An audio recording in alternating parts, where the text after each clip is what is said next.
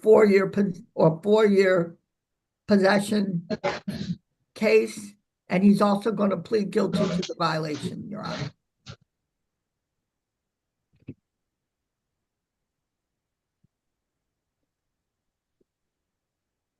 All right, Mr. May, now is that a complete and accurate statement of the plea agreement? It is, Your Honor. The only addition that I don't know whether it was said or not is we would have no objection to a concurrent sentence with the new file and the probation file. That's correct, Your Honor. Okay. Mr. Raymond, would you raise your right hand, please? Do you swear or affirm to tell the truth, the whole truth, and nothing but the truth under penalty for perjury? Yes, I do, Your Honor.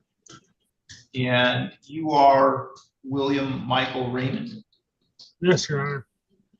Mr. Raymond, you've heard the statement of your attorney and the prosecuting attorney. Is it your intention to plead guilty in file 25-22238-FH to count 1, possession of cocaine of less than 25 grams? Yes, it is, Your Honor. So tomorrow.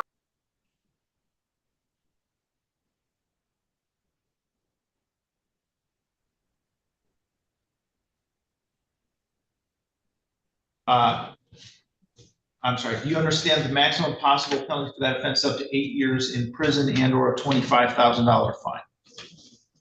Your Honor, the drug sub is being dismissed. It's a 4-year.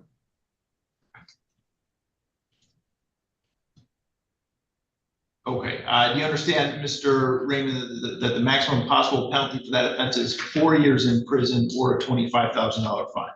Yes, Your Honor. Is it also your intention to plead guilty to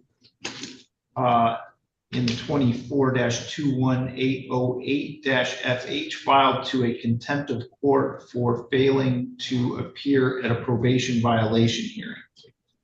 Yes, Your Honor. You understand the maximum possible penalty for that offense is up to 93 days in jail or $7,500 in fines? Yes, Your Honor. Is it also your intention to plead guilty to the underlying probation violation in that case, which was failing to report? Yes, Your Honor. And you understand that in that case, you had convictions for carrying a concealed weapon, which has a maximum possible penalty of 5 years in prison, and possession of cocaine less than 25 grams, which has a maximum possible punishment of up to 4 years in prison. Yes, Your Honor.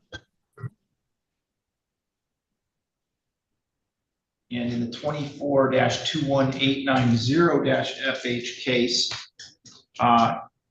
is it your intention, again, to plead guilty to a contempt of court for failing to appear? Yes, Your Honor.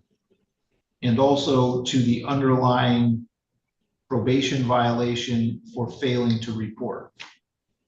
Yes, Your Honor.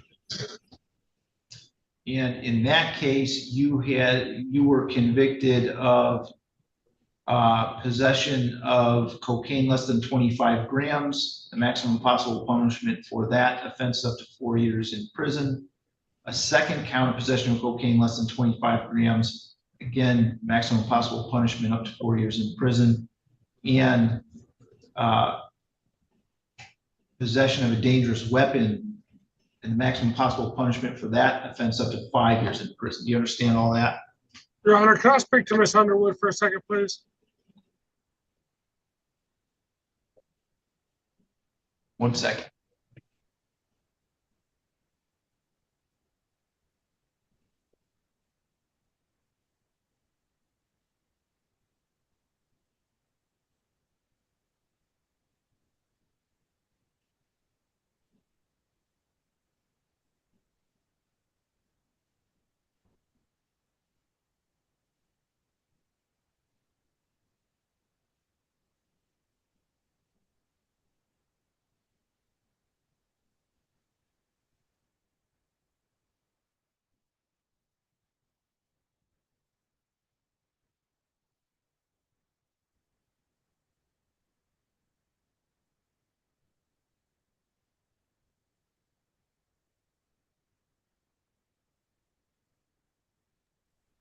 Your Honor, Yeah, do you have a plea agreement sheet on this individual? I am completely lost because I came in late.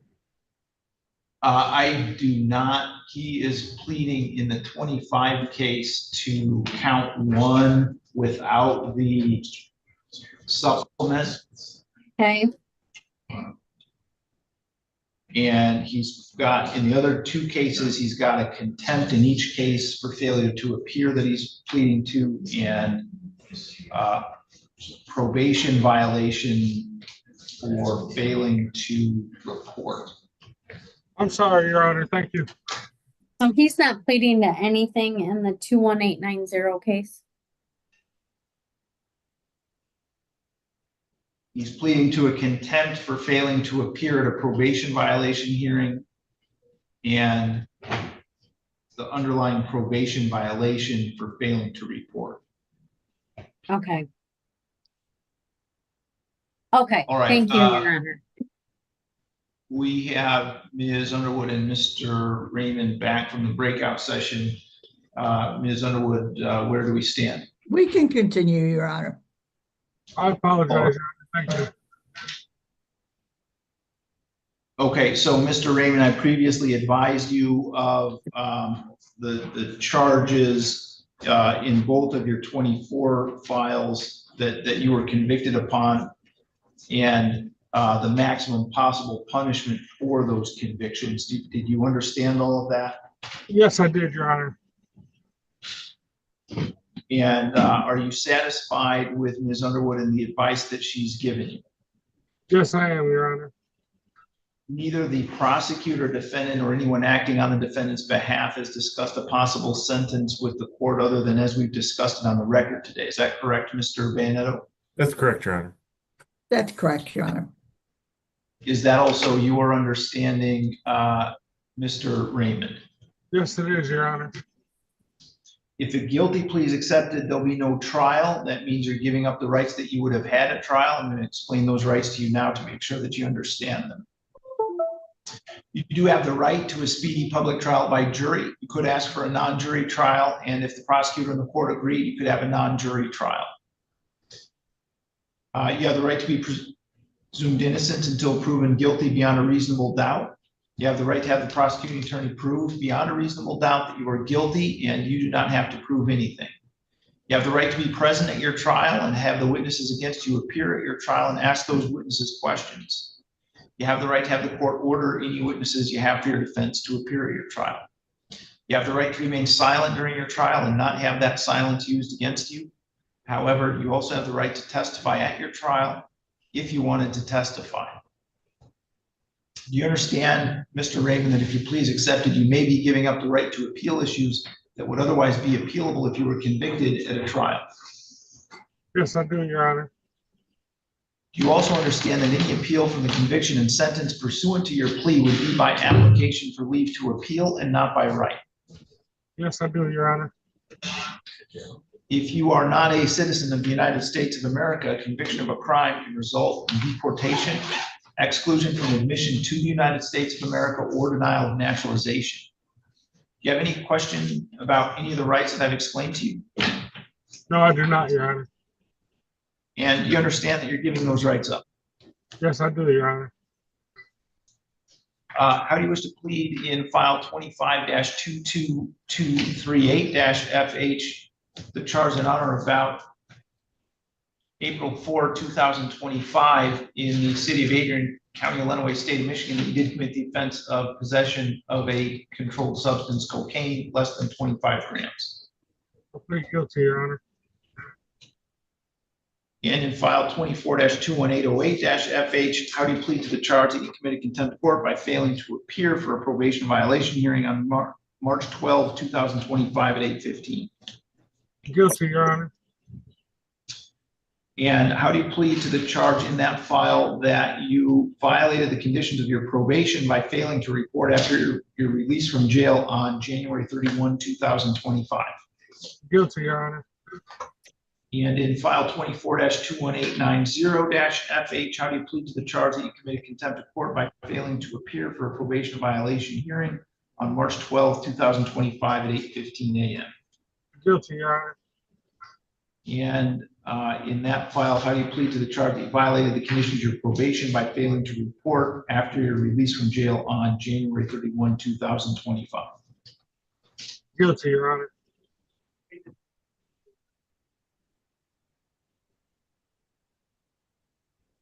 Has anybody made any threats or promises to you to induce you to plead guilty to any of those charges?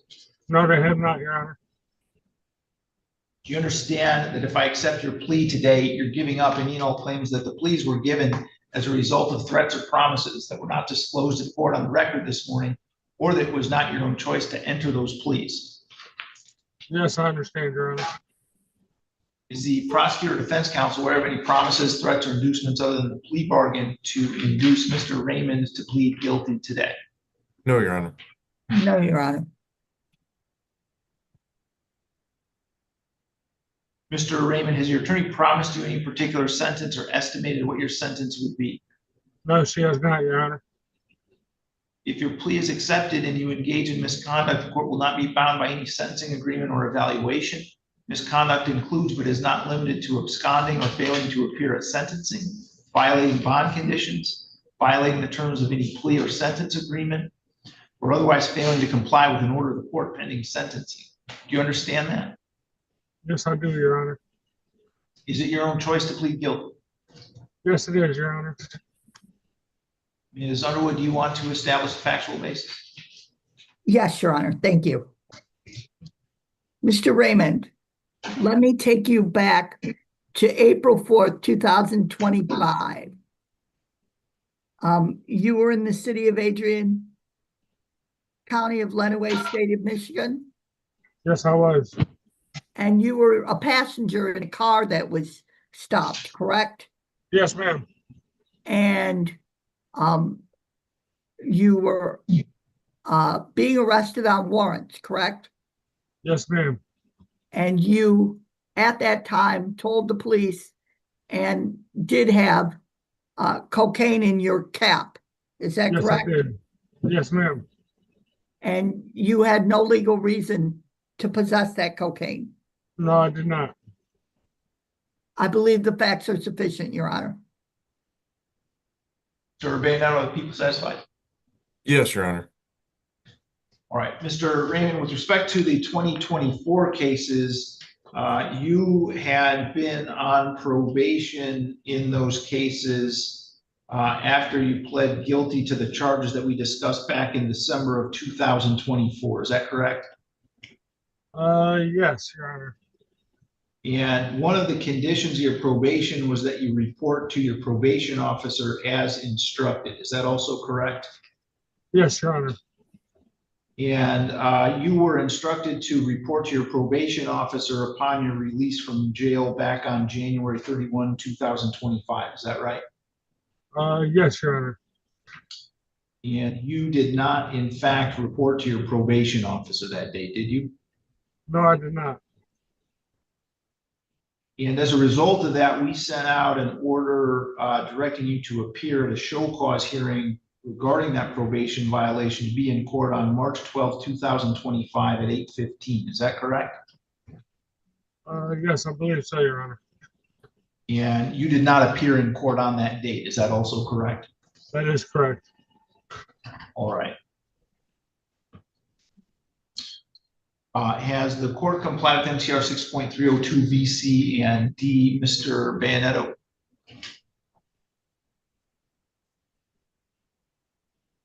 Mr. Bayonetto, are you there?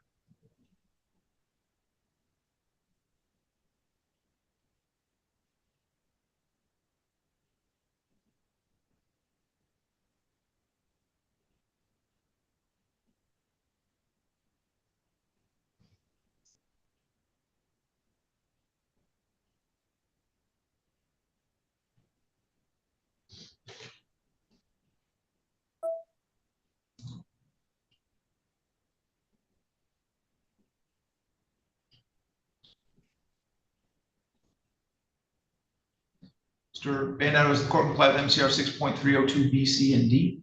It has, Your Honor. I apologize. We're a little short-staffed today. I got pulled away for a second. Ms. Underwood, It has, Your Honor.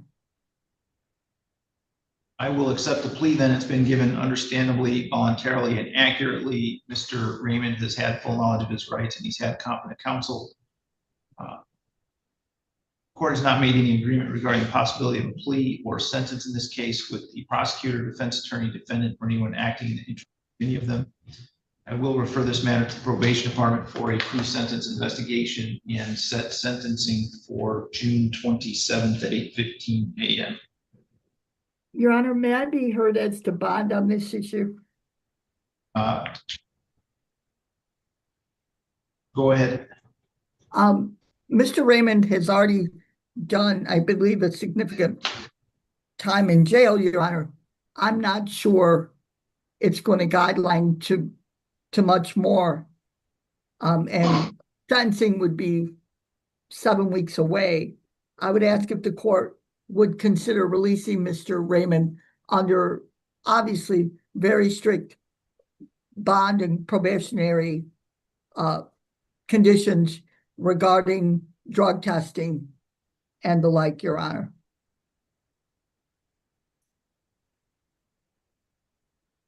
Mr. Bano, is there anything that you want to say with respect to that request?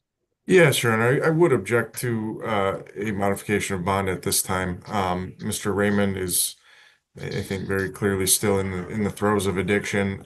He has a history of failing to appear for cases when released. So I would suggest I would object to an amendment of the bond. I think it is appropriately placed, and so I would just ask that the court not amend it at this time.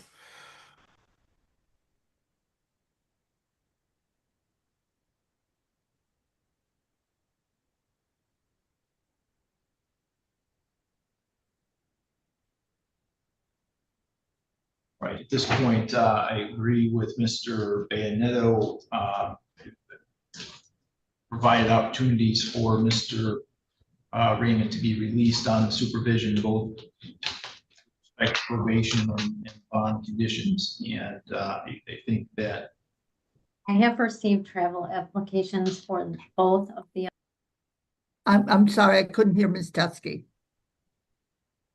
she was.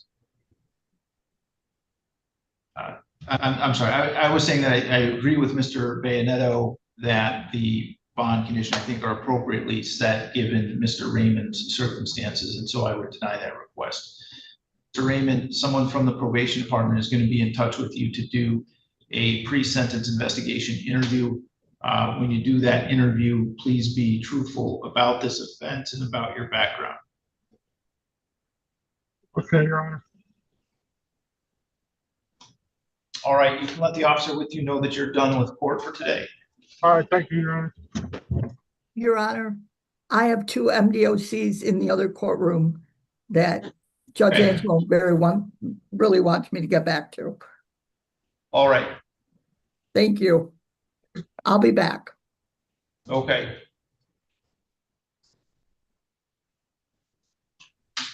Mr. Murphy, do you need to speak to Mr. Dillanbeck? If I could, please, Your Honor. And you're Mr. Smith at the jail, is that right? Yes, sir. Yes, Your Okay, Honor. Mr. Malero was here. He's just stepped out. As soon as he gets back here, Mr. Smith will hear your case. Sounds good, sir.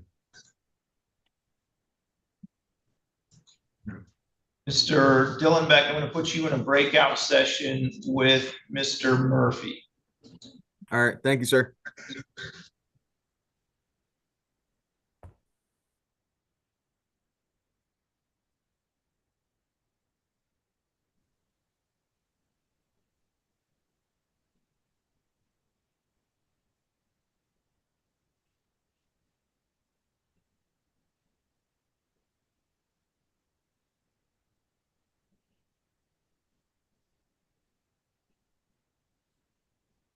Okay, Mr. Goldstein, are you there?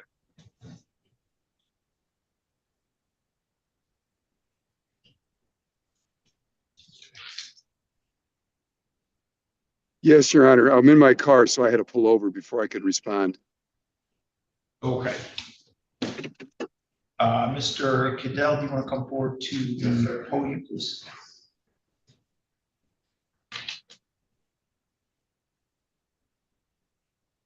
This is file 25-22244-FH People versus Deshaun Olajuwon Cadell. We are here today for an arraignment in this case, and we are proceeding today by partially by video conference and partially in person. First, let me ask the attorneys to place their appearance on the record, beginning with Mr. Bayonet. Alex Bayonet for the people. David Goldstein appearing on behalf of the defendant. And sir, you are Deshaun Olajuwon Cadell. Yes, sir. All right, Mr. Goldstein, does Mr. Cadell wish to have the information read? No, Your Honor, we would waive its reading. My client stands mute, asked that a not guilty plea be entered. All right, I will enter not guilty plea for Mr. Cadell, and we will set a pretrial conference case for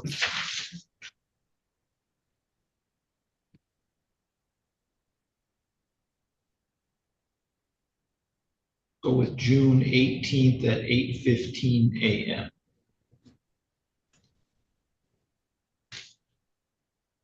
I'm sorry, June 18th, you 18th. said? Yep. Yes, Great, 18th. thank you, Your Honor. So Mr. Cadell, your Yeah, next got date it. is Thank you. Your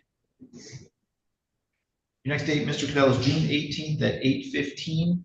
You can come to the courthouse as you did today in person, or if you want to do it by video conference, you can do that as well, and the bailiff has our information. Okay, so you're all set for today. Thank you, sir. Thank you, Your Honor. Thank you, Mr. Goldstein.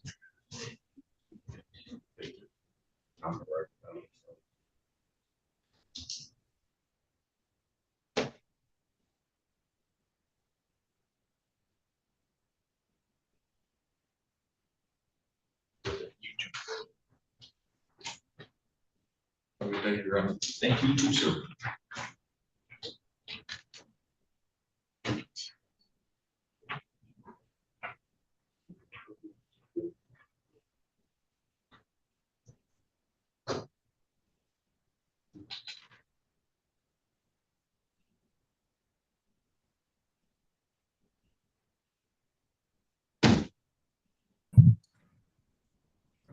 Okay, I have someone logged in as Stephanie's iPhone. Can you tell me your name? Sure. I'm sorry, your connection is not good and I was not able to understand that. Cheryl Van Dyke.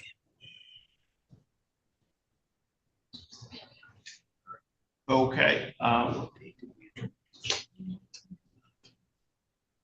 Okay, Ms. Van Dyke, that hearing got adjourned to June 18th at 8:15 a.m. So that Mr. Van Dyke could get screened for a public defender. Okay.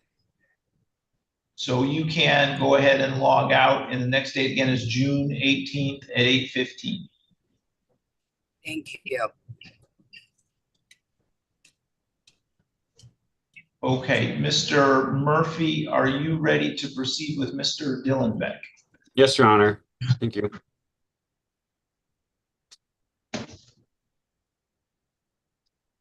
Okay, this is file 24-22094-FH People versus Ryan James Dillanbeck. We're here today for a pretrial conference in this case, and we are proceeding today by video conference. And I apologize, we've got two files here. So 24-22094 and 24-22095. Both set for pretrials today. Three? I have it down for 3 files, Your Honor. Yeah, you're right. 22197. Correct. So also filed 25-22197-FH. So, all right, now that we've got them all, we are here today for a pretrial conference. Can I have the attorneys place their appearance on the record, beginning with Mr. Bayonet? Alex Bayonet for the people. Matthew Murphy appearing on behalf of Mr. Dillanbeck. And sir, you're Ryan James Dillanbeck. Yes, Your Honor. Okay, Mr. Murphy, where do we stand with Mr. Dillanbeck's cases today? Your Honor, I was emailing with Mr. McClure about the plea offer in this matter. I think we've come to an understanding of what the offer is. Mr. Dillanbeck was asking if we could adjourn just briefly. We have a scheduled appointment Friday at 2 o'clock to discuss the plea offer at length and what he's will be looking at. So if the court would abide me just, a brief adjournment, whatever fits the court's schedule best, I think we'll have the case resolved by that next day. Okay, Mr. Bayonetto, is there anything we need to address from the people's side today? No, Your Honor. All right, so I'll adjourn this to June 4th at 8:15 a.m. Yes, Your Honor. I would say, Mr. Murphy, at that point, two of the cases are going to be 6 months old since bind over, so I would set something for trial at the next one if there's no resolution. Understood, Your Honor. Thank you. All right, so Mr. Dillanbeck, your next date is June 4th at 8:15 a.m. All right. Thank you, Your Honor. Mr. Murphy, would you do a stipulation in order for the adjournment? I will, Your Honor. Thank you. Okay, Mr. Dillanbeck, you're all set then. You can go ahead and log out. Thank you, Your Honor. Have a good day. Thank you, Mr. Dillanbeck. I'll talk to you on Friday, okay? All right. Have a good week. Thanks.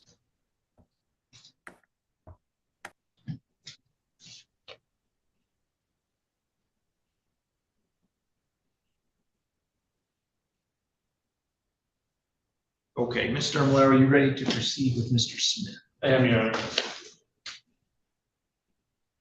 This is file 25-22247-FH People versus Dustin Wayne Smith. We are here today for an arraignment in this case, and we are proceeding today by video conference. First, can I have the attorneys place their appearance on the record, beginning with Mr. Bayonetto? Alex Bayonetto for the people. Malera on behalf of Dustin Smith. And sir, you are Dustin Wayne Smith. Yes, Your Honor. And Mr. Smith is participating by video conference from the Lenawee County Jail. Mr. Malera, does Mr. Smith wish to have the information read today? Yeah, at this time, we acknowledge or say the information waive its reading. Open court, we have any defects as time and place of service. Mr. Smith would enter a plea of not guilty and ask that the matter be set for pretrial. Judge, a preliminary exam was conducted on this case. And he was bound over on one count. And so we're going to need at least 90 days. I mean, I would suggest a pretrial perhaps in 45 days, but we're going to need at least 90 days before we can proceed on whether or not to set this for trial. All right, I will enter not guilty plea for Mr. Smith. We'll set a pretrial. 5 days would be about 5th at 8:15 a.m.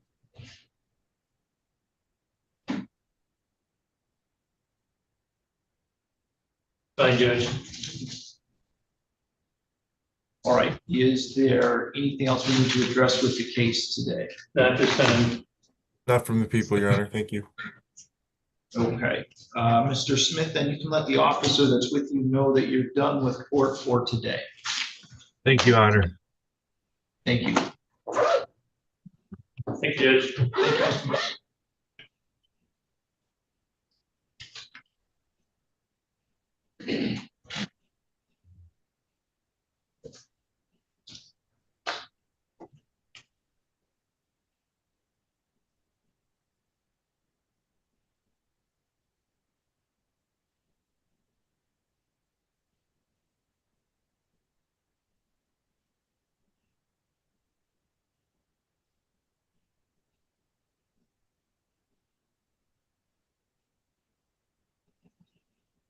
you, Mr. Smith. Could we have Jennifer Allen for the judge? Thank you.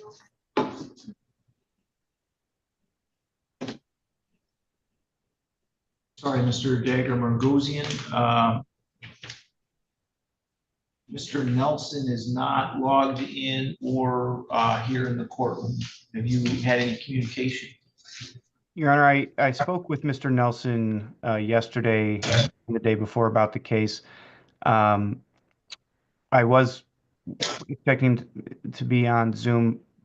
We're really just waiting on the preliminary exam transcript, and so I was going to ask for an adjournment anyway, but I have had communication with him, and that would be my request at this time, I guess. Let me, we weren't on the record there, so it's file 25-22150-FH, People versus Milo Edwin Nelson. We are here today for a pretrial conference in this case, and we are proceeding today by video conference. First, let me ask the attorneys to place their appearance on the record, beginning with Mr. Bayonet. Alex Bayonetto for the people. Your Honor, Michael Dagger Margosian for Mr. Nelson. And Mr. Dagger Margosian, you would just explain the situation to me off the record. I apologize. Can you do that again for the record? Your Honor, I have spoken with Mr. Nelson. We held a preliminary exam in district court on this case. He was bound over. I'm waiting for, we've put the request for the exam transcript in, and so we're waiting on that. My request at this time would be to adjourn the pretrial for, I don't know, 60 to 90 days or so we can get the exam transcript.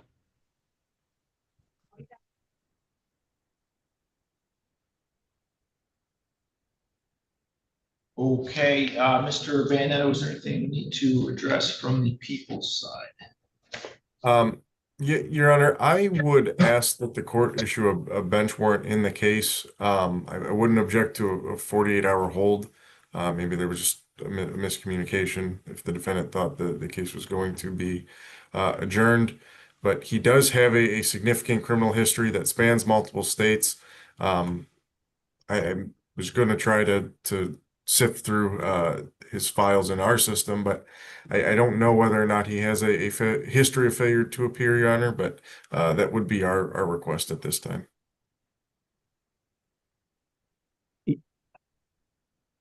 It looks like there was a failure to appear in this case on January 14th when it was still in district court.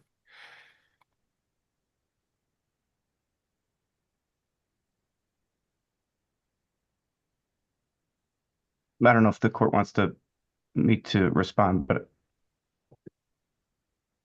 Mr. Dagger Margosian, you said that you spoke to Mr. Nelson yesterday. correct. Is that all right?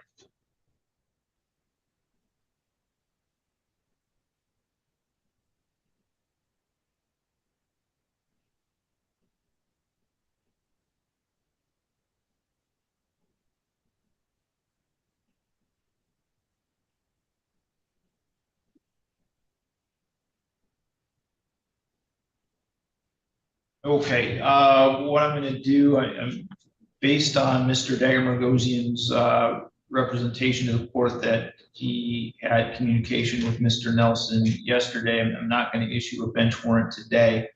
I would obviously treat this as a failure to appear if we have another instance of Mr. Nelson failing to appear. And so I would not be obligated at that point to give him a grace period, and I probably would not do that if he fails to appear here again. So I will adjourn this. Just looking at the file, looks like the prelim transcript was ordered back in February and its due date is the end of the month. So what I will do is adjourn this to June 25th at 8:15.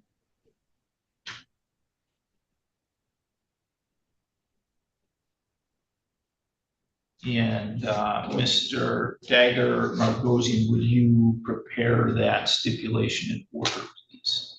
Yes, Your Honor, and I'll communicate with Mr. Nelson the new date. Okay. Your Honor, that was June 25th, right? Correct. Okay, thank you. Okay, I think we're all set on that one. Thank you. And Mr. Murphy, we've called for Ms. Allen at the jail and we'll proceed as soon as we have her. Yeah, thank you, Your Honor.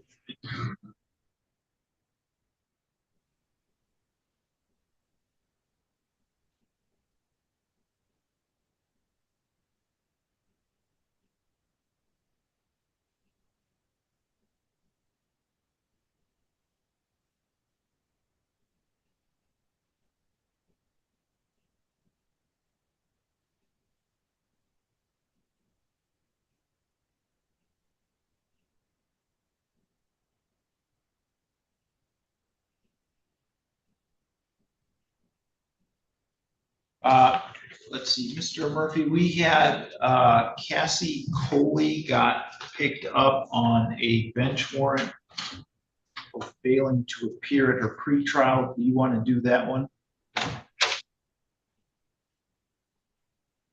Yeah, I mean, we can address that, Your Honor.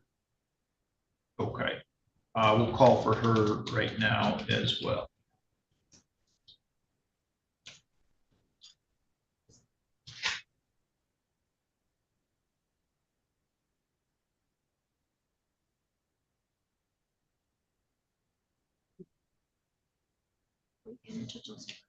Could we have Cassie, Kohley, and the room for the judge, please? Yes, Kate.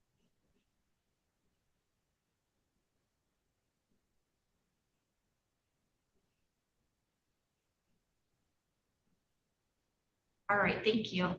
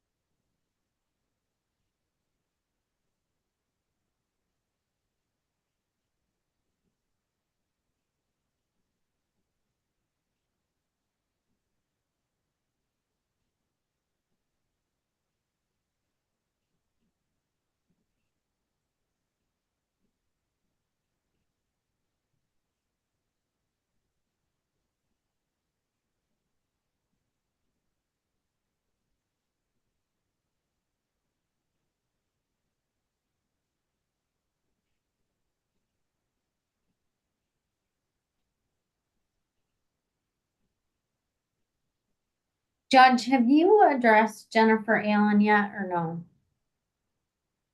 No, we are waiting for her to get put into a booth at the jail. Okay, and then Tricia Steele, have you addressed her? We did do her case. She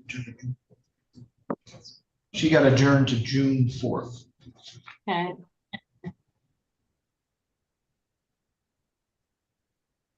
Anthony Vargas, he's not till 10:30, so I don't know if you've gotten to that yet. Correct. We've not done that one yet.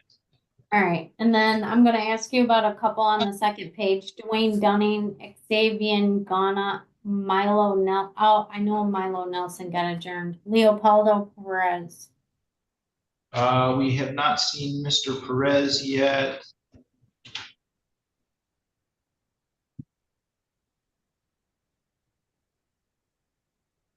Your Honor, I'm gonna log off Zoom and come up in person. That way I'm ready for the motion hearing whenever the court is. Okay. Mr. Dunning got adjourned. Mr. Ghana pled not guilty, and we set a pretrial. Okay, I think besides that, I have everything else. Okay. Thank you.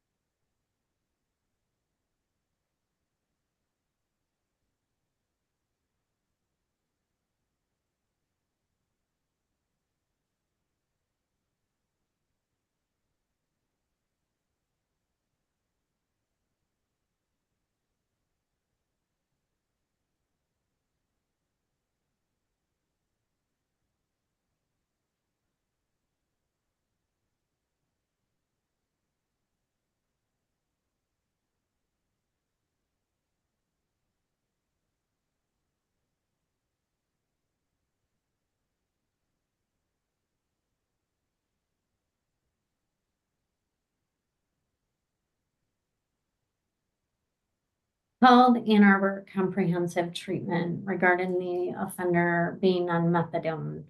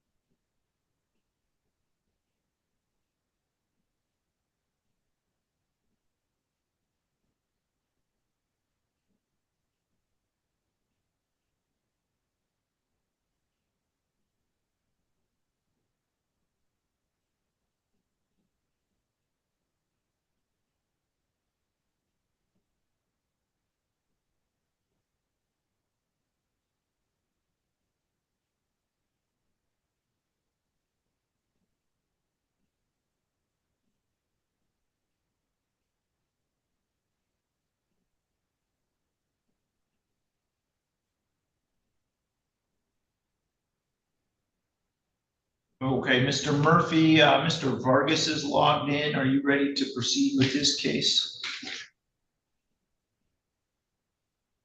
Your Honor, I wanted to be in person for the motion hearing, but I guess I could proceed just via Zoom for that, as long as everyone can hear me fine, which I think everyone can, if we wanted to do that. Yeah, I guess I'd prefer to do that then. Yeah, it seems like we're waiting on dead time right now, and we can address Mr. Vargas's case. All right. So this is file 24-21940-FH, People of State of Michigan versus Anthony Ryan Vargas. We are here today for a hearing on defendant's motion to quash the information and dismiss. We are proceeding today partially in person and partially by video conference. First, let me ask the attorney to place their appearance on the record, beginning with Mr. Bayonetto. Alex Bayonetto for the people. Matthew Murphy, appearing on behalf of Mr. Vargas. And sir, you are Anthony Ryan Vargas? Yes, Your Honor. Right. Mr. Murphy, this defendant's motion, you can proceed with argument. Yes, Your Honor, thank you. Now, I do have quite a bit to say about this case. I'll start by addressing something I wasn't really contained directly in the motion.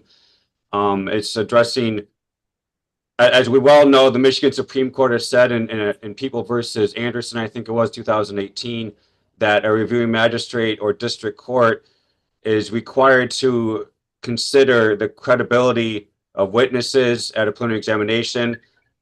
They're to consider that credibility along with other evidence presented to it. Now, we presented the court with the transcript from this preliminary examination. I don't know how else to say it, but there's differences, big difference between what the officers testified to and what the body cam showed, I believe. Now, the officers testified multiple times. They said they announced themselves as police entering the home. I reviewed those body cams for dozens of hours. I've tried as painstakingly as I could to line up and put that in the motion, the timestamps and what was occurring and what was said and what you could hear on the body cams.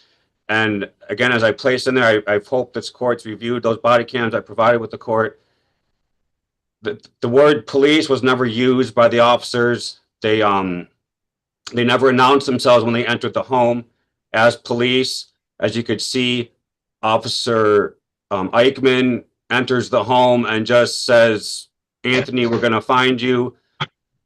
Now, again, I believe I've contained in my motion. I've tried to find the case law about, again, what the police are supposed to say. It was pretty clear about knocking and announcing, cases involving failure to knock, failure to appropriately knock when they enter, not given enough time.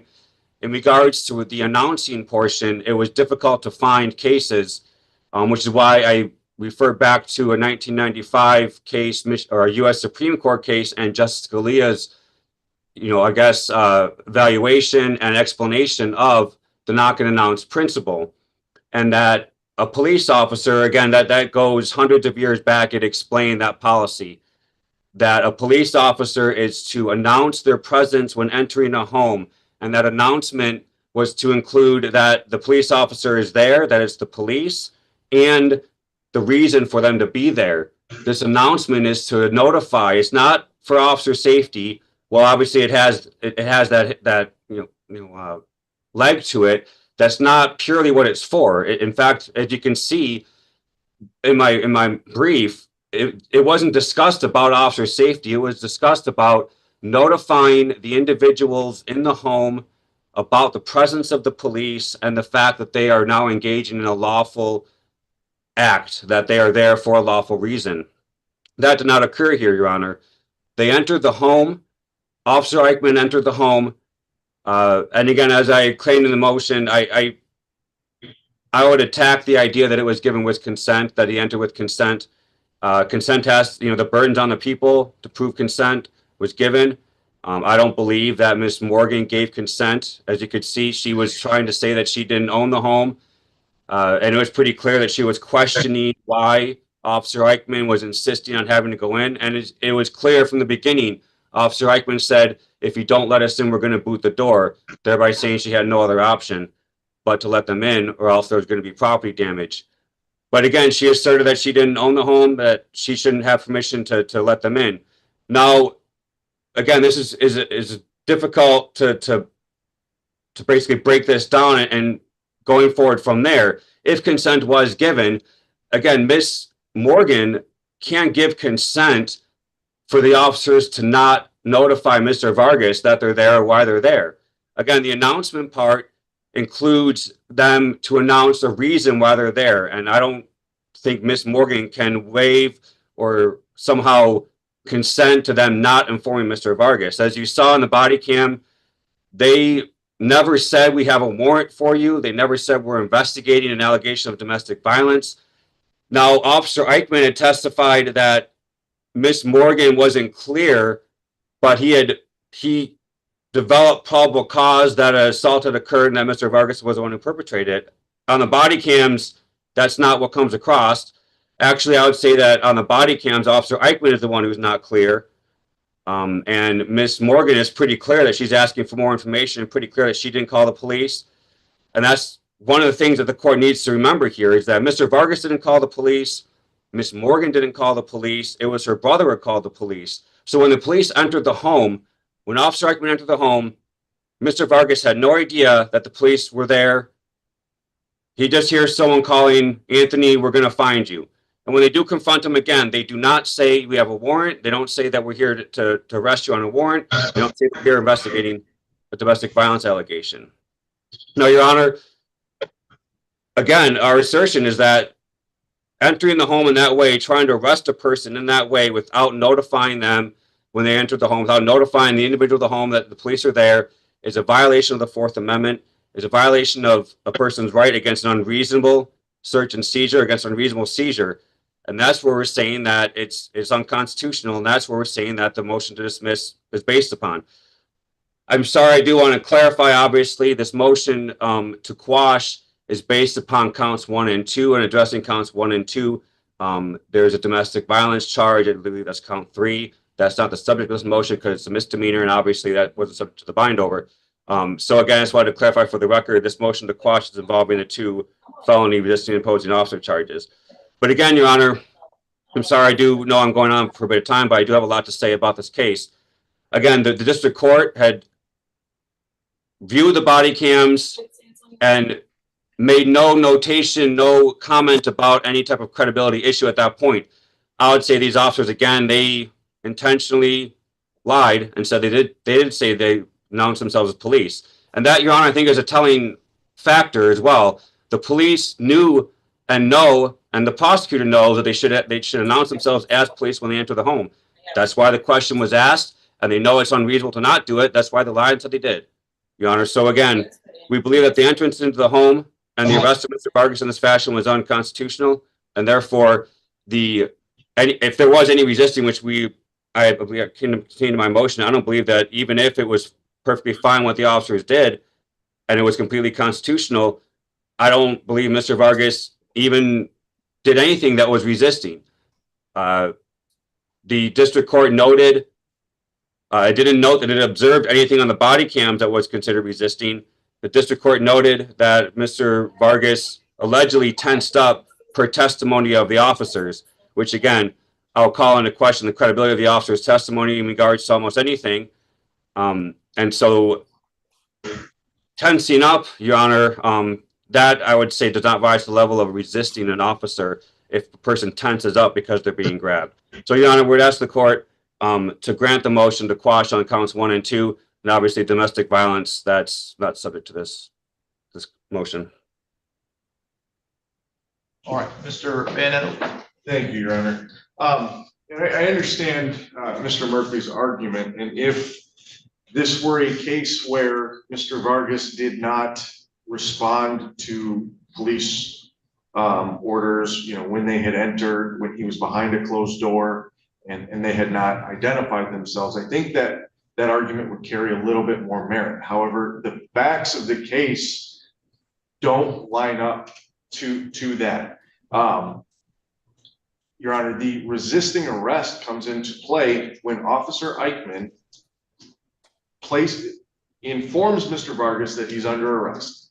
At that point, that's when the struggle ensued, and that's the conduct at issue that led to the resisting arrest charges being filed. Your Honor, there's a period of time where Mr. Vargas comes out of the bedroom, speaks with the officers who were in full uniform, acknowledges that they are police officers, and then tries to walk out the front door. That's when they tell him, no, you can't. And Officer Eichmann informs him he is under arrest. This is not a situation where they didn't identify themselves. Mr. Vargas did listen to what these people in his home were saying, and charges were filed based on that. I apologize, Your Honor, I didn't print my brief out, but at preliminary examination, we just have to show that there is probable cause to believe that this defendant committed a felony.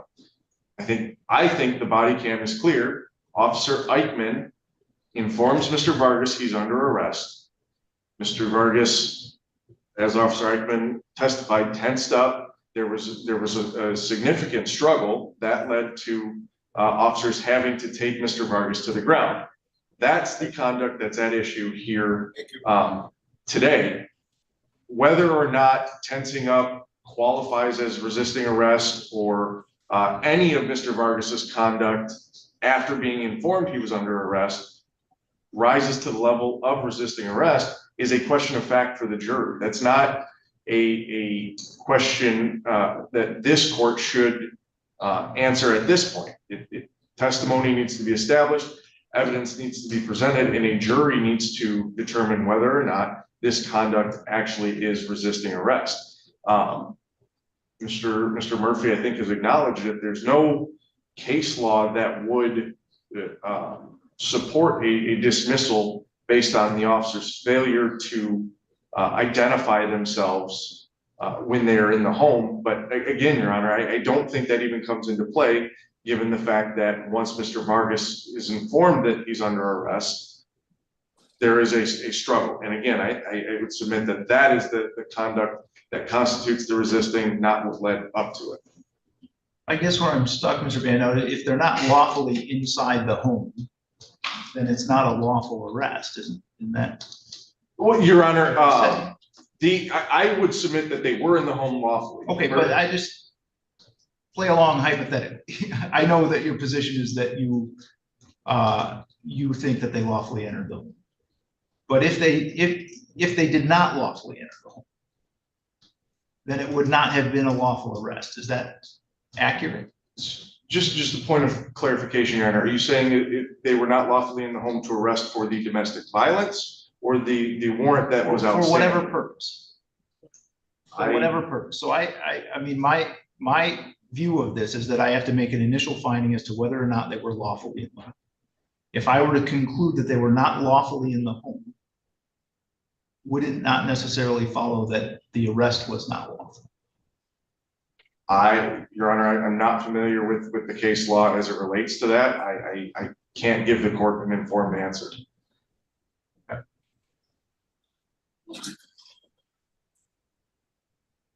All right, so I stopped you. You wanted to say something about whether or not they were lawfully in the home. And yes, Your Honor, and I did cite those in my brief. MCL 764.21 does allow an officer to, in fact, break open an inner or outer door when making an arrest with a warrant. So I understand Mr. Murphy's position that Officer Eichmann informed the victim in the domestic violence case that, you either let us in or I can boot the door in, but that doesn't make what he said unlawful. It is, they are given that right pursuant to statute. Ms. Morgan did eventually let them in, so I would submit that they were in there lawfully, and I would just rely on the contents of my brief and ask that the court deny the motion at this time. Mr. Murphy, do you care for any rebuttal? Yes, Your Honor. Your Honor, the case law is the U.S. Constitution, the Michigan Constitution.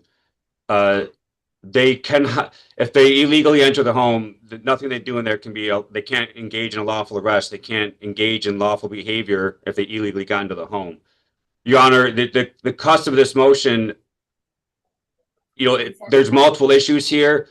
If consent was or was not given, again, that statute, that's exactly what the case law all cites for that statute. That statute says that they can break, they can announce and break, they can enter, but it doesn't say they can sneak in there. That's the issue that we have here, Your Honor, is that if this is the situation that it's okay for officers to do this, then an officer can find a person who has a key to a home, whether it be, if it's a private home, a spouse, or if it's a rental, the landowner or the landlord or maintenance person. They can get entrance into the home, and if they don't have to say that they're there, if they don't have to announce that the person is the subject of their reason for being there, that they're there, they can just go into the home at 3 o'clock in the morning, sneak up to the person when they're sleeping, and throw a bag over their head and arrest them. And that's not the way things occur in a free society. That's what happens in a police state where police act like they can do whatever they want to. And that's the cusp here, Your Honor, is that even if consent wasn't given, if Ms. Morgan wasn't there, the question then would become how are the officers entering the home? Well, they're entering the home under the guise of serving that warrant. Is it okay then to knock in the door of a home without saying you're the police? And obviously our argument, and I believe it's pretty clear that the police are not allowed to do that. They have to say that they're the police, and they have to say why they're there.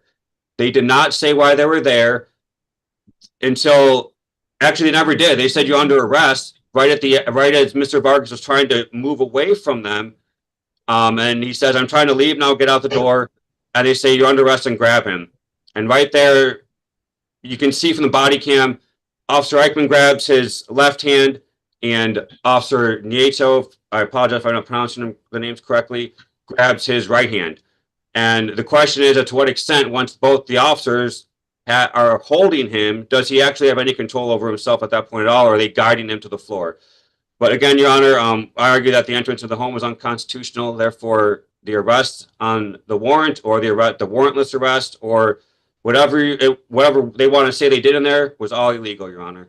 And we're asking the court to grant the motion. Thank you. Well, let me push back on you a little bit, Mr. Murphy. Doesn't the statute only require them to announce they're present if they're breaking an inner or outer door? I mean, that's all part of the same sentence, right? I'm sorry, Your Honor. Let me just pull up the statute real quick.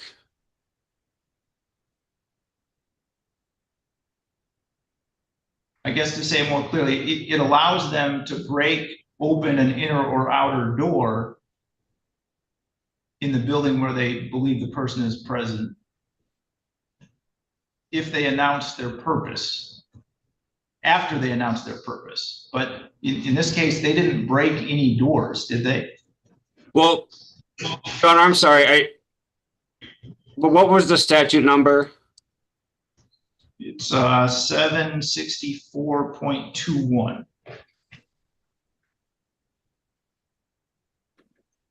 Because, Your Honor, in regards to that statute,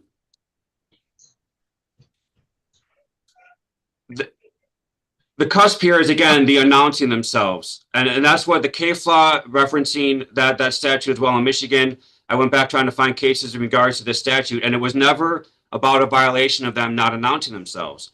They always announced themselves. They always said why they were there or that they were the police. The statute says that they're allowed to go into a home when they know a person's there. They're allowed to break and enter. Basically, obviously, saying that they're not committing a crime by entering the doorway. And as we all know, there's no requirement for them to actually break. So this is saying they're allowed to go into a home and arrest a person in there if they have a warrant or if there's a warrantless arrest is authorized. But again, it still says that they have to announce themselves. So I think looking at the cases, where does it say that they have to announce if they've gained lawful entry to the home in some other fashion? It says after announcing his or her purpose. Yeah, and what does it? But it says before that. You're not reading the whole sentence. The entire sentence says that they're allowed to break an outer or inner door after announcing their purpose. It doesn't say anything about if they've gained lawful entry to the home in some other fashion, does it? Well, I took that to mean that was they can enter the home. So I'm sorry.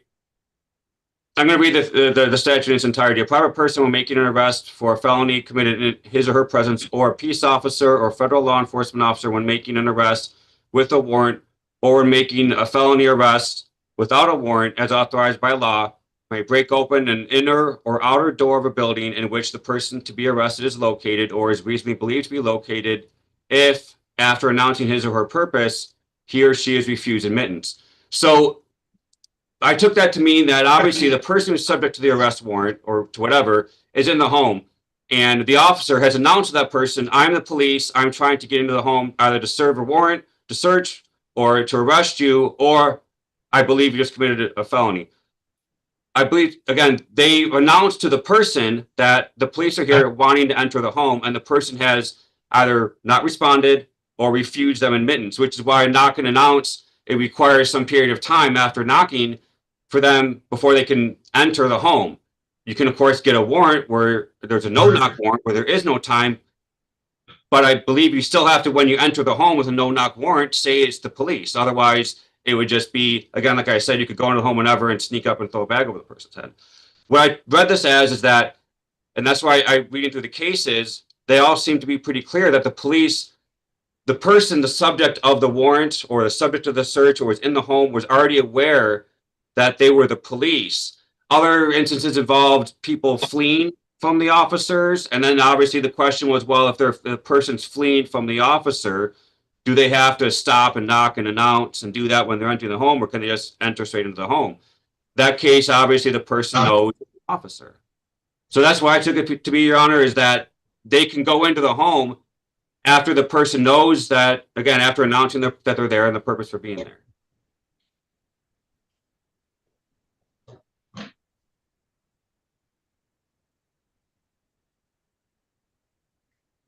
Mr. Vargas is charged in this case with 1 count of assaulting, resisting, obstructing a police officer, and 1 count of assaulting, resisting, obstructing a police officer causing injury. Those 2 counts are the subject of this motion. He's also charged with a domestic violence, which is not the subject of this motion.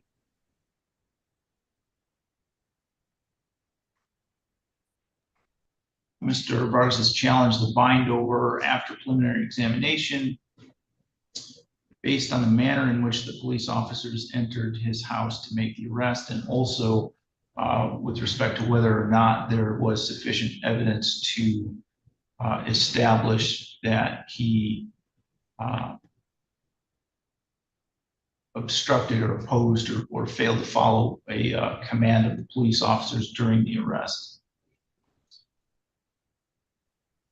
In looking at whether, so I think that the first issue that the court has to resolve in making a decision on this motion is whether or not the officers were lawfully in Mr. Vargas's home at the time they made the arrest. Because if they were not lawfully in the home, then the arrest was not lawful, and therefore the commands given in the process of making the arrest were not lawful, and therefore an element of resisting, obstructing cannot be established. In order to examine whether the officers were lawfully in the home, the first issue that arises in this case is whether Ms. Morgan's consent was sufficient to permit the officers entry into the home. I have reviewed the body cam footage, and it was clear in that footage that Ms. Morgan went to the closed door and opened it for Officer Eichmann to walk in.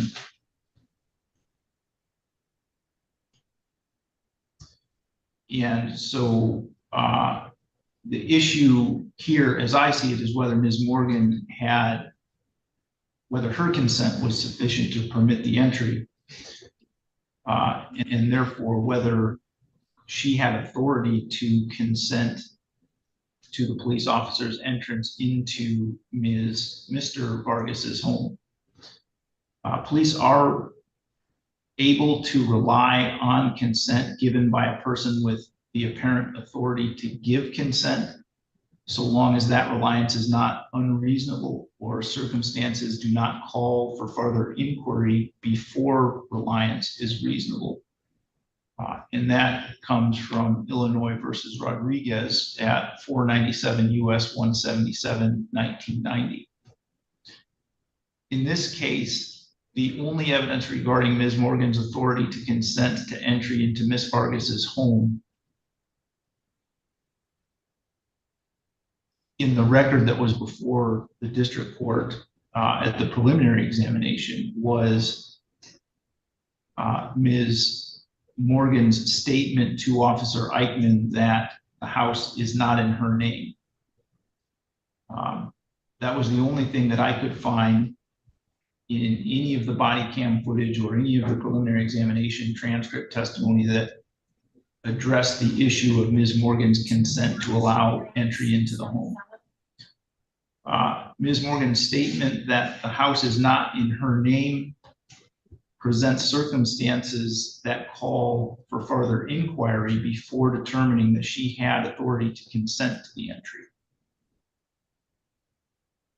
No further inquiry was made in this case. Again, that statement by Ms. Morgan was the only statement that in any way addressed this issue. Therefore, it does not appear reasonable in light of those circumstances to rely on her consent to enter the home in the absence of some further investigation by the law enforcement officers. And as I've said, that did not happen here. So on the record before the court, I do not believe they had appropriate consent to enter into Mr. Vargas's home. So the next question is whether or not MCL 764.21 provides an appropriate basis for them to lawfully enter the home. That statute permits a peace officer when making an arrest with a warrant to break and open an inner or outer door of a building in which a person to be arrested is located or reasonably believed to be located if, after announcing his or her purpose, he or she is refused admittance. Again, on the record before the court in the preliminary examination, that did not happen here. In this case, the video evidence is clear that Officer Eichmann did not announce his purpose before entering the home.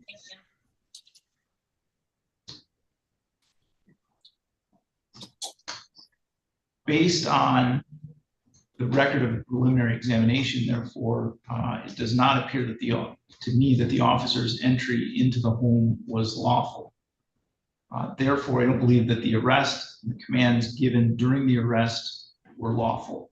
And consequently, the people, based on this record, are unable to establish a necessary element of resisting, obstructing, or opposing a police officer, specifically that Mr. Vargas disobeyed a lawful command of the police officers. And therefore, I believe it's appropriate to grant the motion and quash the bind over with respect to counts 1 and 2. And so that will be the order of the court.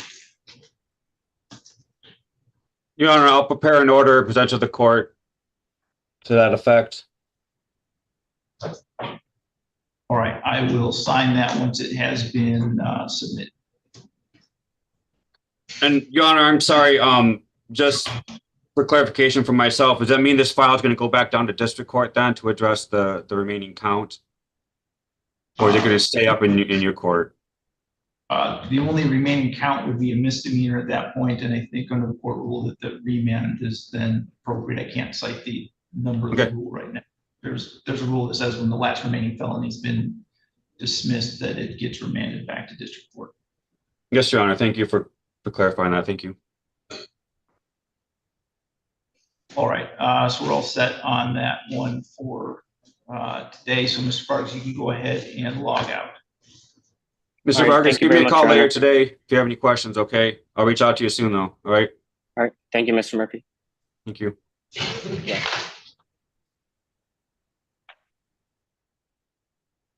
Can you call the jail and see what's going on with Jennifer now?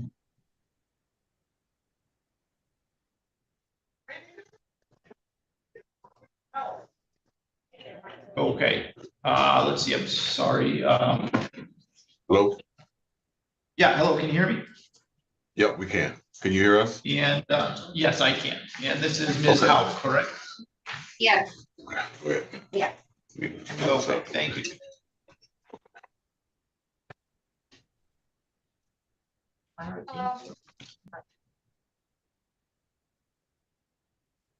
Okay, this is file 24-22073-FH People versus Amberlynn Louise Howell.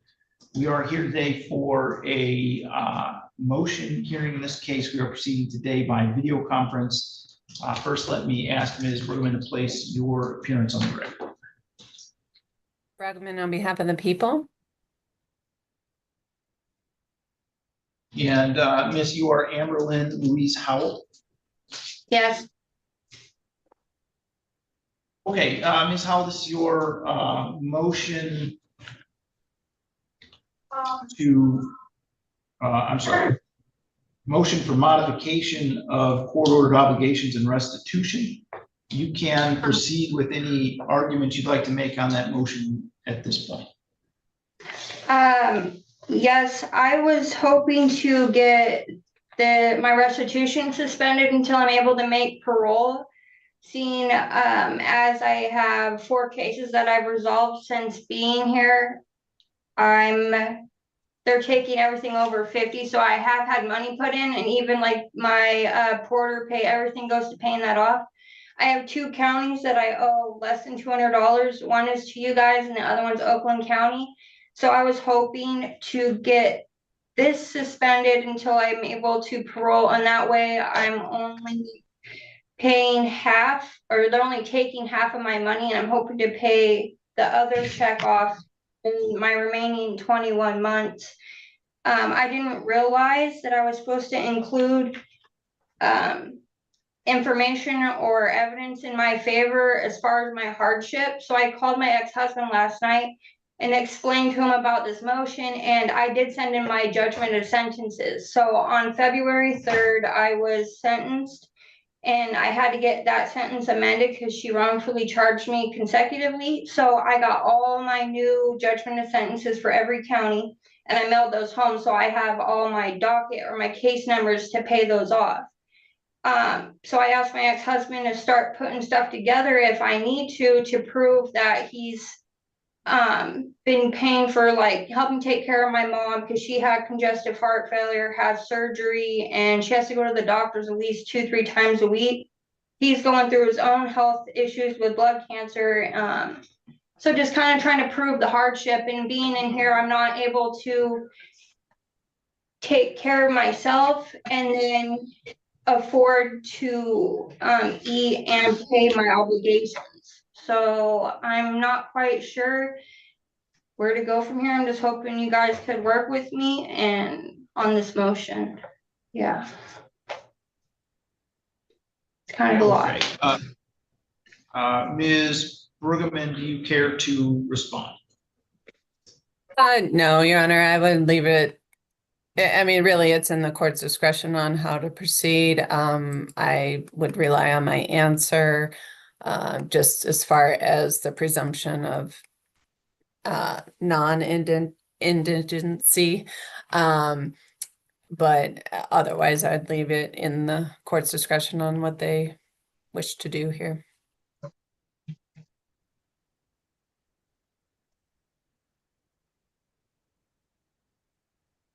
Right. I think what I'll do is take this one under advisement. I'll issue a written opinion and order. So Ms. Howell, you'll get in the mail a copy of that explains what the decision is and the reasons for it. Okay. Thank you. So you're all set for today then. All right, you have a good day. Thank you. I think the last two cases we have are Jennifer Allen and Elizabeth Russell, is that correct? Very Russell. Let me look. So have Odo Perez. Which I believe. Oh, that's a probation violation, yeah. And we did read them. Sorry, you said Alan and who else? Allen and Shabazz Russell. I don't know if that's We right. did him. Okay. He got adjourned. I can't tell you the date off the top of my head. Okay, that's fine. So it's just Ms. Allen that we're waiting on? Yes.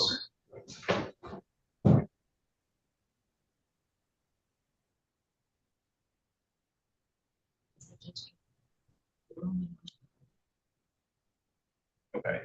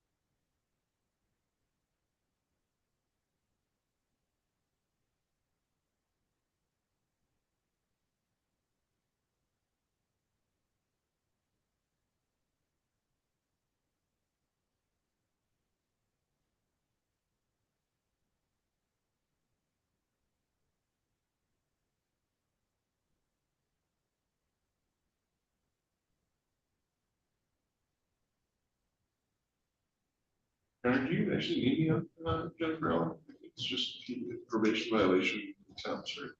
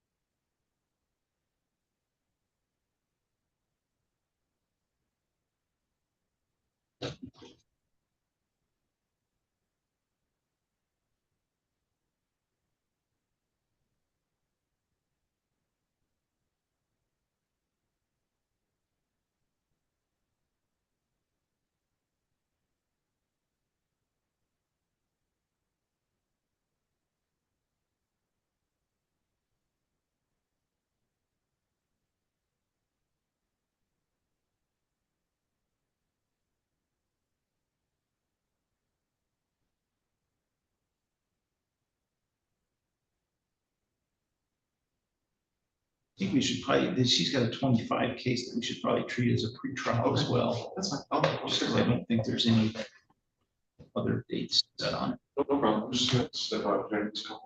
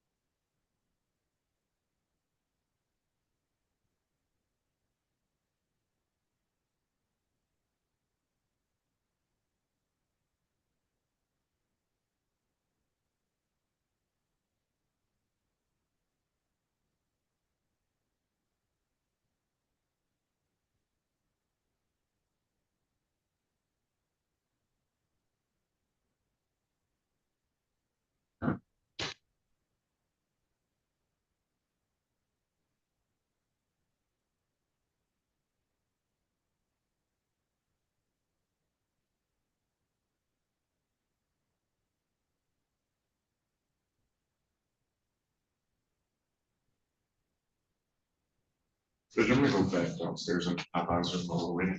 Okay.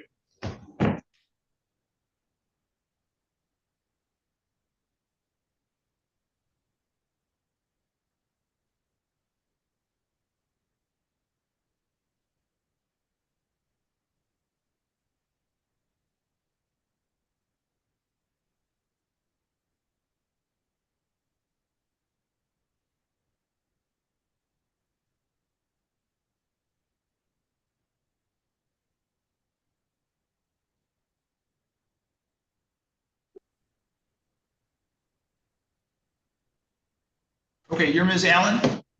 Yes. Mr. Murphy, do you need to speak to Ms. Allen? Yeah, I need to speak to her. Okay, 1 second.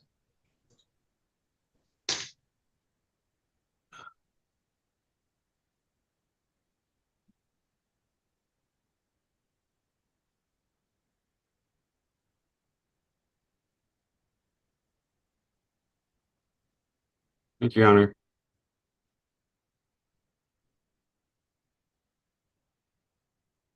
Do you want to call for Mr. Castillo?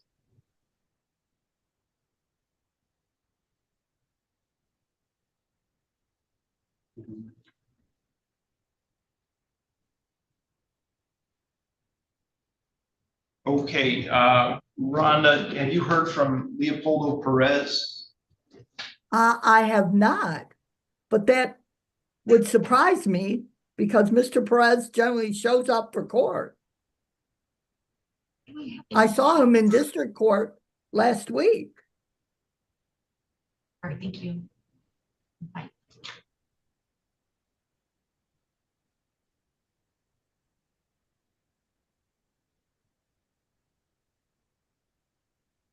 Okay, this is file 21-20465-FH. People of State of Michigan versus Leopoldo Garcia Perez. We are here today for a hearing on an order to show cause for an alleged probation violation. And we are proceeding today by video conference. Courtroom is also open to the public. Ms. Underwood, do you want to place, well, I guess you haven't been appointed yet on this. Your Honor, I don't believe I've been appointed on this show cause yet. But I do have some knowledge of Mr. Perez, and it is not usual for him not to appear in court, Your Honor. I would ask that the court perhaps set out another show cause. Do you know Ms. Underwood? I think I saw him on the jail sheet within the last week or so. Do you know anything about that? I'm sorry? I think I saw Mr. Perez on the jail sheet in the last week or so. Do you know Oh. anything about that? I do not. Maybe he's in jail. Could you call Jim, just make sure he's not there? I would swear I saw his name.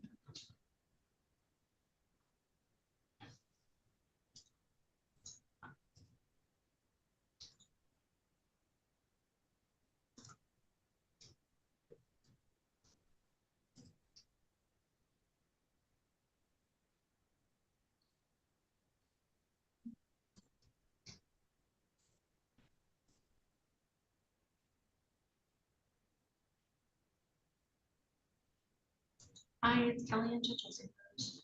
Can you let me know if Leopoldo Garcia is incarcerated?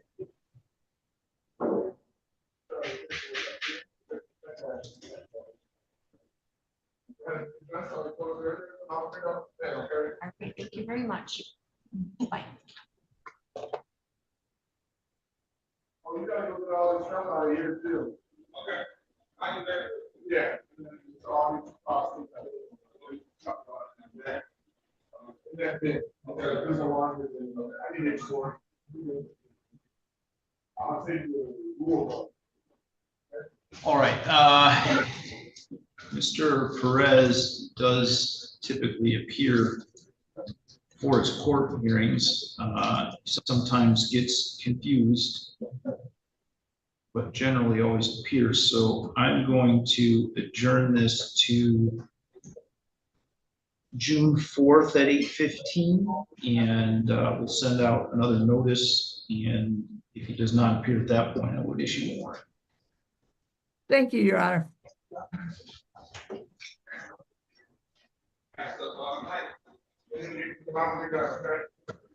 Okay, and gentlemen, jail, you are Mr. Castillo, correct? Yes, sir. Okay, so this is file 22-50122-DS, page Lee Morton, and I'm sorry, let me bring in Ms. Morton. She is logged into the Zoom session. Okay, so this is file 22-50122-DS, Page Lee Morton versus Enrique Manuel Castillo. We are here today for a hearing on a contempt of alleged contempt for failure to appear at a show cause hearing back on October 9, 2023. Mr. Castillo was arraigned on that yesterday and indicated that he was perhaps trying to hire a private attorney. Mr. Castillo, do you know where you stand with respect to that? Yes, my attorney was actually on a Zoom call with me for my arraignment again this morning. I don't know why he wasn't informed of this one. Okay, what was your arraignment this morning? It was, they told me I had another court date tomorrow. And then, yeah, that's all I really remember for it. And then it was also reviewed by bond. Do you know what the charges were in that arraignment? I believe it was for this exact same thing. That it would not be the same thing. Give me a second. Let me see what I can figure out. Okay. Thank you.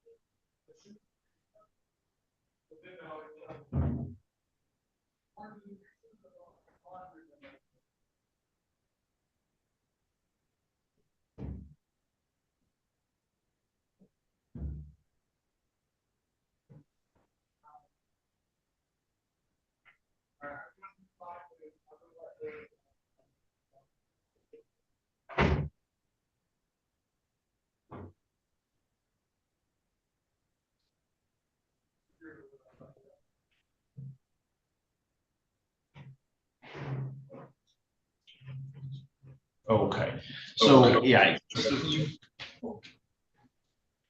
you were correct, Mr. Castillo, in that it is related to the same subject matter, but technically this is a contempt that was issued for a failure to appear. In the support case, it appears that you've now been charged with felony non-payment of support, which is what your arraignment and bond hearing was about this morning. Okay.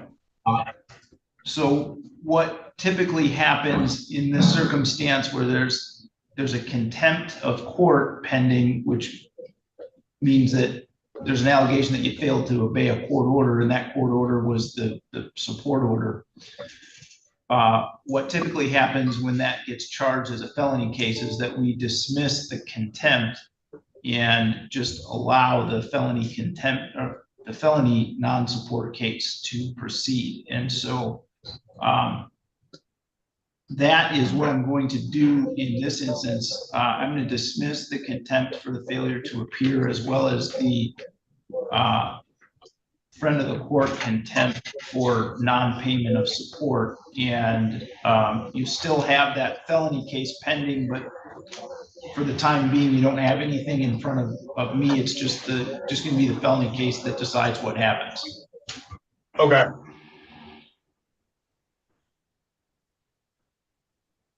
Oh, I'm sorry. This was not a felony. This was not a friend of the court that started this contempt. It was the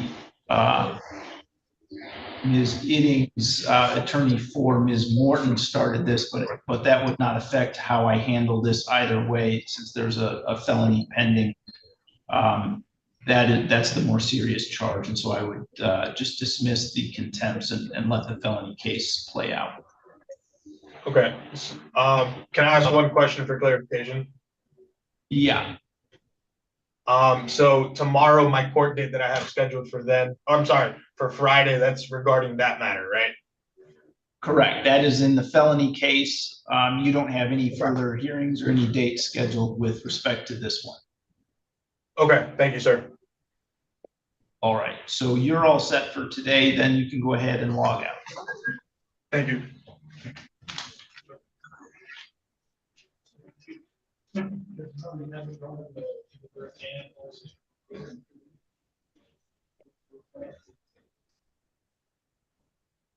And let's see, Mr. Murphy, are you ready to proceed with Ms. Allen? Yes, Your Honor. And I'm sorry, Ms. Underwood, who do you have left? Ms. Kohley? I'm sorry. Who do you have left, Ms. Underwood? Do we have anything else, Your Honor? The only thing I have left was a pickup for Cassie Kohley, and I think Mr. Murphy, you were going to handle that because you've got the underlying case, or is that? Yep, I can handle that, Rhonda. You don't have to worry about Ms. Kohley. Okay, thank you. Let me get Ms. Allen back.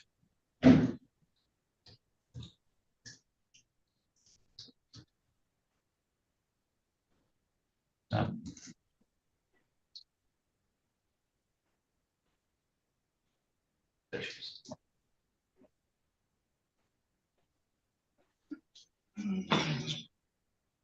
Okay, this is file 25-22156-FH and 25-22155-FH, People versus Jennifer Lynn Allen. We are here today for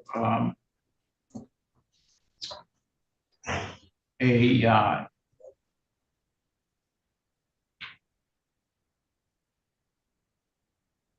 contempt of court in the 21-22155 case. Same thing that in the other case. And I also had indicated I want to treat this as a pretrial, that the alleged contempt is for failure to appear at a pretrial. So first, let me have the attorneys place their appearance on record, beginning with Mr. Bandetto. Yeah, it's Bandetto for the people. Matthew Murphy, appearing on behalf of Ms. Allen. And Miss, you are Jennifer Lynn Allen. Yes, Your Honor.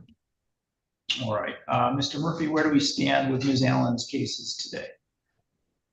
Your Honor, from my understanding, the offer right now from the people will be for Ms. Allen to plead to possession of methamphetamine in one file, possession of analog, and retail fraud second in the second file.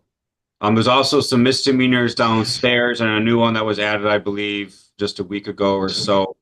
I'm not sure what an offer would encompass, what pleas on those files. So I'm asking if we could set another pretrial. Your Honor, I don't think we need much time. I just wanted to get some clarification. Miss Allen was screened for recovery court. It was my intention to have her enter into recovery court, as well as she was trying to get herself into an inpatient rehab before she was taken into custody. So I was going to ask the court if we could address bond in regards to the matter. But I'll just ask for another pretrial for these underlying, and I need to figure out in regards to those misdemeanor files as well what the offer is encompassing those.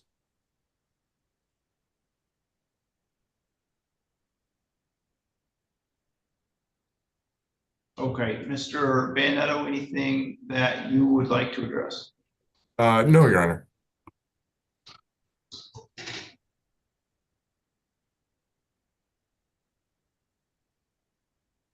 All right, I can, let's adjourn this then to May 21st at 8:15. Sorry to say that May 21st, Your Honor. Correct. All right, thank you. And Mr. Murphy, would you do that stipulation in order? I will, Your Honor. All right, and what is it you'd like to say with respect to bond? Your Honor, Miss Allen, she's asking the court to consider, first of all, I was asking the court to consider allowing her to be released to an inpatient treatment facility if the court wasn't inclined to allow her to be released on a PR bond. It was her intent to enter into an inpatient treatment. Unfortunately, she is suffering from an addiction, which causes fear and obviously concern about going to inpatients in regards to, I guess I haven't been addicted myself, but I understand the fear that people face in regards to basically dropping off their use. Miss Allen, she was picked up. I'm not going to lie to the court. She obviously didn't turn herself in. She did have a failure to appear, but she had spoken to, I believe, the police shortly before. She had a subpoena. She had spoken to, I believe, Officer Robinson. She had said from the Police Department. And this is one of the reasons why she was asking the court to consider allowing her to be released on a PR bond. It is her intention to go. I have spoken to Mr. Coast. Again, it is her intention to go to rehab. She was intending to go there later today if the court was inclined to do a PR bond.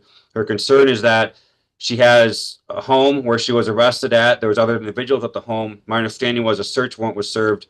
There's other individuals that are now living at Miss Allen's home. She has things she would like to take care of and get clarified, bills paid, things like that before she was to go off to an inpatient, and also to make sure and ensure that people aren't taking advantage of her home while she's gone. So that she was asking the court to consider a PR bond. Again, she fully acknowledges that she failed to appear. She understands failing to appear moving forward makes compounds the issue even worse. Obviously, she'll abide by any drug testing conditions. Again, it's her intent to enter into inpatient. I believe she said she can go, again, there's the detoxes that are 5 days that are pretty much you walk in. And she had already been talking to a place, so it is her intent to go, just walk into the detox, which is a 5-day, and then go into the inpatient, the actual treatment part. Again, if the court is not inclined or is not willing to do a PR bond, I'd ask the court to consider allowing on her bond, a release to an inpatient. I've already reached out to Mr. Coast, and I do believe that we'll, try to get her in a bed here shortly. Like I said before, I think recovery court is the path this is taking, and I think that's appropriate for Miss Allen to get into treatment as soon as possible. Thank you, Your Honor. Mr. Van Your Honor, I have no objection if the court were to allow her to be released to an inpatient facility with the understanding that she must successfully complete it. But I would object to any other modification of bond. Ms. Allen has already failed to appear in this file alone. I think there's some serious concerns that if she were released, she would not appear again. So that would be our request, Your Honor.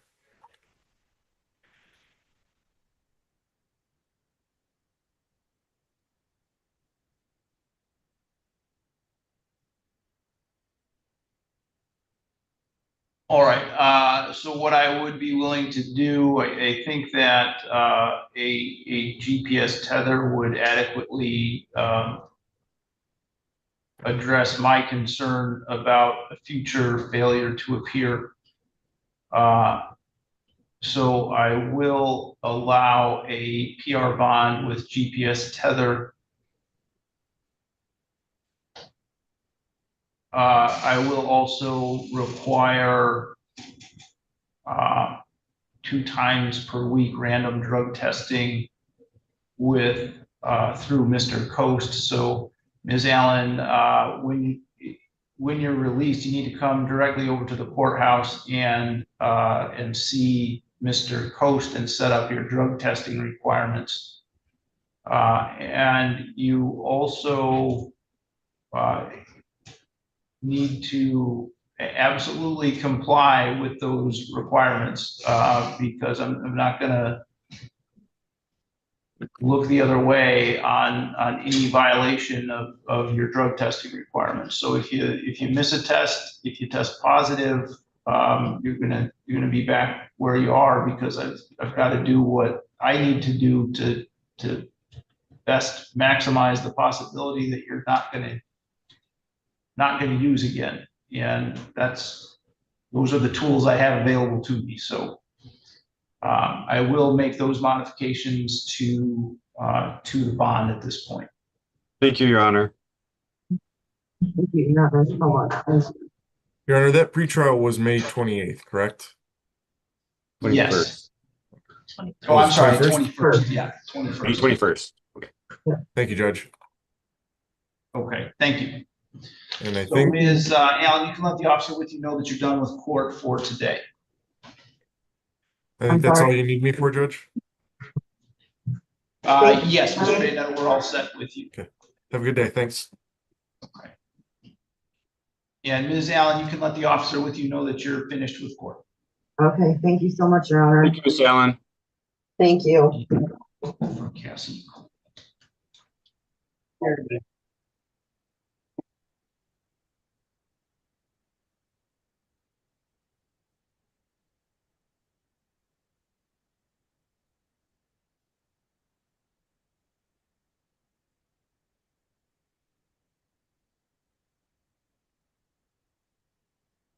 Judge Osmond, could we have Cassie Kohley on from Judge, please?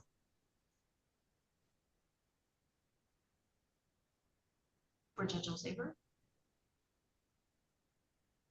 All right, thank you. Bye.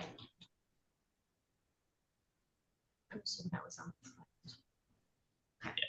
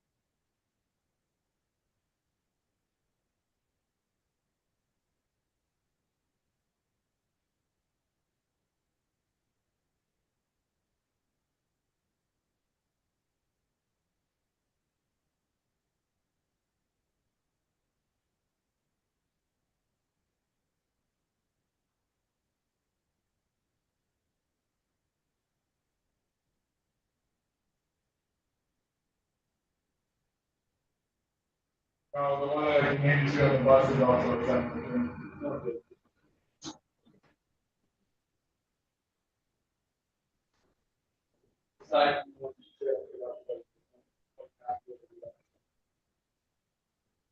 This, okay.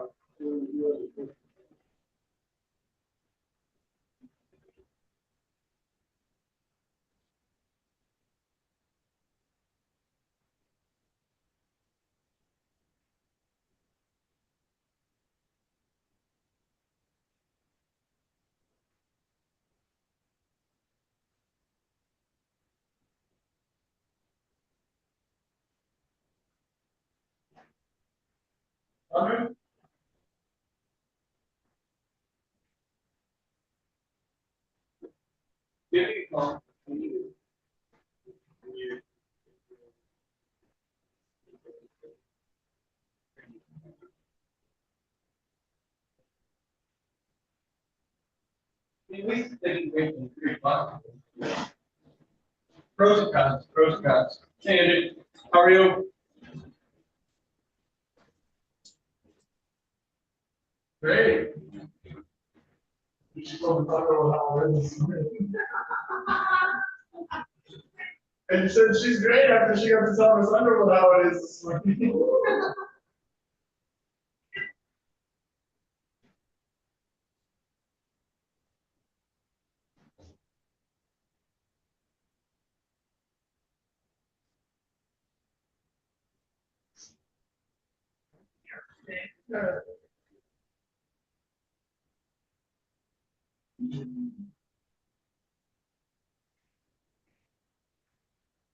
Huh?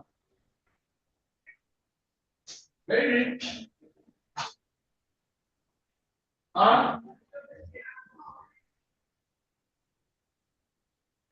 Push the door. They're just waiting. Oh.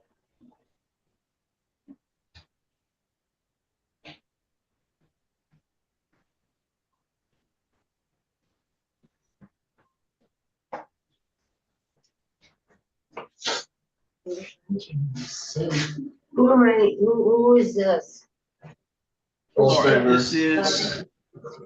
This is file 25-22120-FH, People of State of Michigan versus Cassie Lynn Kohley. We're here today for an arraignment on a bench warrant. Miss, you are Cassie Lynn Kohley. Yes, Your Honor.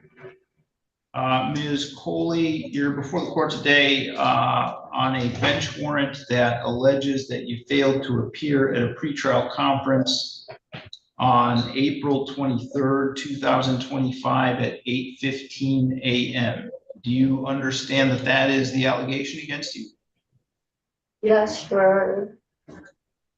And the maximum possible penalty for a contempt of court is up to 93 days in jail or $7,500 in fines. Do you understand that? Yes, Your Honor. You do have the right to be represented by an attorney here today and at any other hearings that we have regarding this matter. If you can't afford an attorney, you can tell me that and I'll appoint one for you from the public defender's office. Do you understand that? Yes, Your Honor. And Mr. Murphy already represents you on the underlying case. Would you like him to represent you on this as well? Yes, Your Honor. All right, Mr. Murphy, you need to speak to Ms. Kohley. If I could, please, Your Honor. Thank you. 1 second.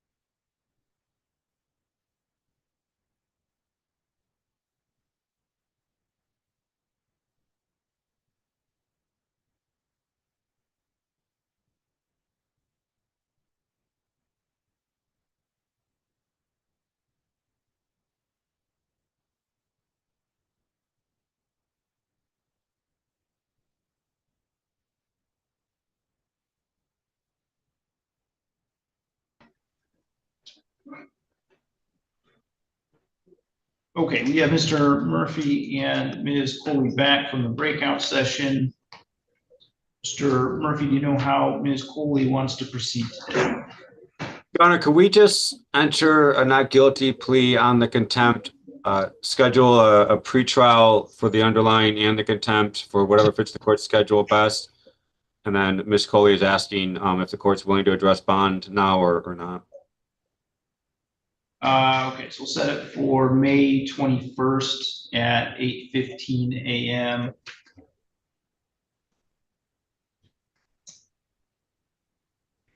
And what is it you would like to say about bond? Your Honor, Ms. Kohley, she is fairly sick right now. I'm hoping that she got some medication. She has been sick for some time, a few weeks, she said. I think that the missed court date was a mistake. I don't think she was trying to flee the jurisdiction, trying to flee the state or flee the court's authority or jurisdiction. We're asking the court to consider a PR bond. I understand that this case, it was a bit of time down in district court, but I think that it was a bit of time before they even let Ms. Kohley know she had a charge against her. I do think that, you know, with this, she's not going to flee moving forward, Your Honor. We are talking about retail frauds, and quite frankly, discussing the matters with Ms. Kohley, we have talked about resolving them. And so she understands that failing to appear ultimately delays the resolution of the cases. So she is asking the court to consider a PR bond.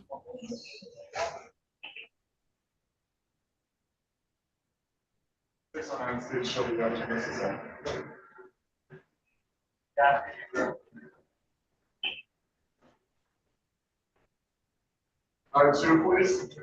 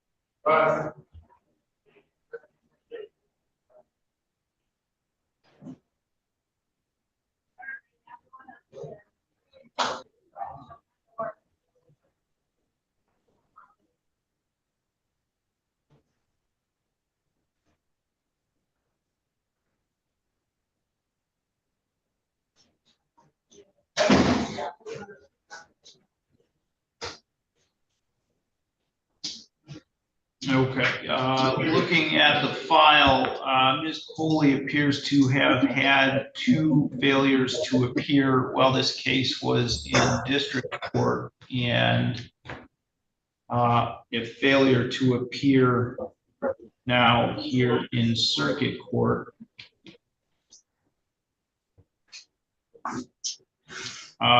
So I am not comfortable at this point with a PR bond. I don't think that would adequately assure that Ms. Kohley would appear at future court hearings. She just doesn't have a record that would support that. What I will do is give her an opportunity at a GPS tether. So I will modify the bond so it is a PR bond with the requirement that she have a GPS tether in place. Yes, Your Honor. Thank you.